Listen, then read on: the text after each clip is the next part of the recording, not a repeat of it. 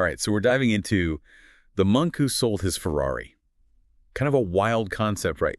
A lawyer ditches his flashy life to find inner peace with, like Himalayan monks, but it's the stuff he learns along the way that makes this deep dive so interesting. It's really clever how the book uses this fable, almost like a parable, to lay out the 7 virtues for, living a fulfilling life. Each chapter is like a step on the treasure map to personal growth, revealing a new virtue through what the lawyer experiences with the sages of Savannah. Okay, so let's break this down a bit. We've got this lawyer totally burnt out, right? And he goes from this high-powered Ferrari lifestyle to like hanging out with monks. What's the takeaway there? It's more than just the setting, right? The book is saying that real change, lasting change, starts from within. Just like how those sages cultivate their minds and bodies, it reminds us that we've got to nurture our inner world if we want to grow. It's like, what's that saying? You can't pour from an empty cup. You've got to fill yourself up first. Exactly. And one of the most interesting ideas in the book is this concept of kaizen, which is all about continuous self-improvement. Even those tiny efforts we make every day, they build up over time to create something incredible. It's like building a brick wall, right? One brick by itself doesn't seem like much, but you put them all together and suddenly you've got this strong structure. That's a great way to put it. And speaking of building a strong foundation, the book has this really clever analogy about a sumo wrestler, a Japanese sumo wrestler who trips on a stopwatch. It's meant to show that even the most powerful people can get thrown off course by not managing their time well. So true. We get caught up in these big goals, but then those minutes here and there, they slip away, and suddenly you're like, where did the day go? Yeah. So how does the book suggest we get a handle on our time? One of the key things they talk about is this ritual of early awakening. The sages, they believe that if you can wake up just 15 minutes earlier, even that small change can totally shift your productivity and how you feel throughout the day. Imagine starting your day calm and focused instead of rushed. Okay, so I'll be honest. I am not a morning person, but even I can see how starting the day intentionally, instead of hitting snooze a million times, would make a difference. Absolutely. And it's not just about the morning, right? The book also talks about finding these little pockets of silence and stillness throughout your day, like that heart of the rose meditation they describe. That really resonated with me. I mean, we're constantly bombarded with noise and distractions, it seems like. But carving out even a few minutes of quiet, it can make a world of difference for your well-being. Exactly. It doesn't have to be anything complicated either. Just a few deep breaths, maybe listening to some calming music, or just sitting quietly and noticing your thoughts. It all helps. It's like you're hitting the reset button, right? But okay, the monk who sold his Ferrari, it's not all just meditation and mindfulness. There's some really practical things in there too, like rituals you can actually do. Yeah, totally. And one that stood out to me, especially if you're someone who loves learning new things, is the ritual of abundant knowledge. The sages, they're all about constantly learning, always expanding their minds. So it's not just reading a bunch of books and calling it a day. Right. It's more than that. It's about, actively looking for knowledge, thinking about it, and most importantly, actually using it in your life. Even small changes that you make based on something you learned, they can make a big difference. It's like when you read something and you're like, oh, wow, Yeah. that's it, Like it finally clicks with something you've been trying to figure out. Yes, exactly. And that actually leads into another really cool ritual. They talk about the ritual of personal reflection. The sages, they're all about self-awareness. And this ritual is how they really dig deep into their values, their goals, everything to make sure it's all in line. So it's like taking a good hard look at yourself. Yeah. No more hiding from the tough stuff. Exactly. It's about asking yourself the hard questions like, who am I really? What's Okay. actually important to me? What makes me feel fulfilled? They're not always fun questions to think about, but the book gives you a way to actually do it. You know how they say the unexamined life is not worth living? It's kind of like that. But sometimes it's hard to even know where to start with self-reflection. What do they suggest? The sages, they're big fans of journaling. They see it as a way to have this honest conversation with yourself, to work through stuff and get some clarity. It's powerful stuff. I can see that. Getting all those thoughts and feelings out of your head and down on paper, that could be really helpful. Definitely. And speaking of rituals that help with self-awareness, there's the ritual of physicality. It might seem kind of random, but the sages, they believe that taking care of your physical body, it's just as important as taking care of your mind and spirit. Oh, yeah, I can get behind that. Yeah. Your body is a temple, Right. Exactly. But they're not talking about crazy workouts or anything. It's more about moving mindfully, like taking a walk in nature, doing some yoga, even just stretching and breathing deeply. It's about connecting with your body and appreciating what it can do. I love that. It's about finding that joy and being present in your body, not just pushing yourself to the limit. Right on. And this actually ties into another ritual, the ritual of live nourishment. The sages believe that what you eat directly affects your energy, your mood, even how you think. It's all about putting good stuff in, right? Yeah.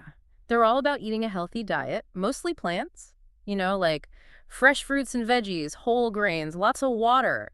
It's about nourishing your body from the inside out. It makes sense. I mean, if you're always filling up on junk food and sugary drinks, that's got to catch up with you eventually. Totally. It's all about making choices that are actually good for your body and mind. And speaking of choices, we got to talk about the ritual of congruent living. Okay, hold on. What exactly is congruent living? It's about walking your talk, making sure your actions match up with your words, and that how you live your life reflects what you really believe. So it's about being authentic, even when it's tough. Exactly. Being true to yourself, even when it's hard, and making choices that are good for you, even if they're not the popular ones. I can see how that would be challenging, but also really empowering. Absolutely. That's what makes this book so interesting. It pushes you to be the best version of yourself. Okay, so we've talked about a lot of rituals already. What else did the sages recommend? Well, remember how we were talking about finding those moments of peace and quiet? The sages have a ritual for that too. It's called the ritual of solitude. Okay, so is this like taking me time to a whole other level? You could say that. It's about making time every day to be alone, to disconnect from the outside world and reconnect with yourself. Maybe you go for a walk in nature, meditate for a bit, or just sit quietly with a cup of tea. Creating that space for yourself to just be, to think, can be tough these days, you know? You're right, it's about giving yourself the gift of quiet and just being present. And guess what? The sages even have a ritual for using the power of music. They call it, fittingly, the ritual of music. Okay, now I'm really interested. I love music. How does music play into self-improvement? The sages believe music has this deep effect on our emotions, our energy, and even our thoughts. So it's not just listening to whatever's on the radio then? Exactly. It's about being intentional with your music choices. Like if you're feeling stressed, you might listen to something calming and relaxing. Or if you need more energy, maybe something upbeat and inspiring, music can really shift your mood. That makes a lot of sense. And this might be a bit of a jump, but what about simplifying your life? It seems like that comes up a lot in personal development stuff. You're right, and the sages actually address that with their ritual of simple living. It's about decluttering not just your physical stuff, but your mental stuff too, and focusing on what truly matters. So it's kind of like combining the ideas of Marie Kondo with the monk who sold his Ferrari. Yes, exactly. It's about decluttering your home, simplifying your schedule, and letting go of the stuff, commitments, and even relationships that aren't serving you anymore.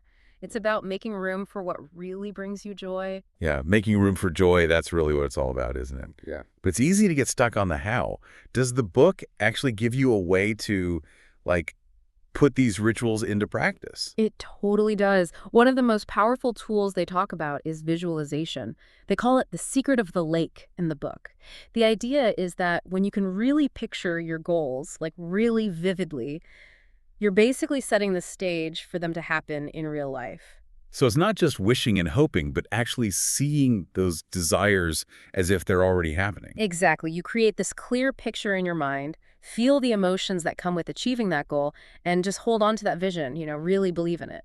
Like you're making a movie in your head, and you're the star living your best life. But come on, does that stuff really work? The book says it does, and actually there's a lot of research now about the power of visualization, like in sports, healing, even in business. It's pretty amazing. So it's not just some, like, mystical thing. Yeah. There's actual science behind it. Yeah, totally. And visualization, it goes hand in hand with another big idea from the book, which is positive thinking. The sages, they believe that our thoughts are incredibly powerful, that when we focus on the good stuff, we invite more of that into our lives. That whole glass half full thing, even when things are rough. Exactly. And that's where affirmations come in. The book talks about saying these positive statements to yourself, like, I am capable or I am strong, to kind of rewire your brain and build up that belief in yourself. It's like giving yourself a pep talk, reminding yourself how awesome you are. Right. And it all comes back to self-discipline, that pink wire cable idea we talked about before. It's about building your willpower muscle and making choices that align with that best version of yourself. Showing up for yourself even when you don't feel like it, choosing what you really want, not just the easy thing in the moment. Exactly. And the book really drives home this point that building a life you love, it's not about these huge overnight changes. It's the small stuff you do consistently, day after day, that adds up over time. Like they say, right? A journey of 1,000 miles begins with a single step, little by little. Yes. And speaking of journeys, the sages, they're all about connecting with nature. They have this practice they call the ritual of physicality, but it's not about hardcore workouts or anything. It's about moving your body mindfully and spending time outdoors. So going for a walk in the park, doing some gardening, even just stepping outside to get some fresh air, it all counts. Absolutely. The book says that even a few minutes of nature can make a huge difference for your well-being. It's about grounding yourself, feeling connected to something bigger than yourself. It's like finding those moments of peace and quiet in the middle of all the craziness. Totally. And, when you get right down to it, that's what this book is all about. Finding those moments of joy, of gratitude, of connection that make life, worth living. Yeah. Remember that image of the path of sparkling diamonds leading to everlasting joy and bliss? Oh, yeah, that one really stuck with me. Well, those diamonds, they represent all those small, beautiful moments that we experience every single day. The sages believe that when we savor those moments, when we're grateful for the little things, that's how we create our own happiness. So it's not about waiting for something big to happen to feel happy. It's about finding joy in those everyday moments, the simple things. You got it. And as you go about your day-to-day, remember what we talked about. Take care of your mind, nourish your body, nurture your soul, live with purpose, and be present in this moment. Unlock that Ferrari within, right? That potential for joy and fulfillment that we all have inside us. It's a deep dive worth taking.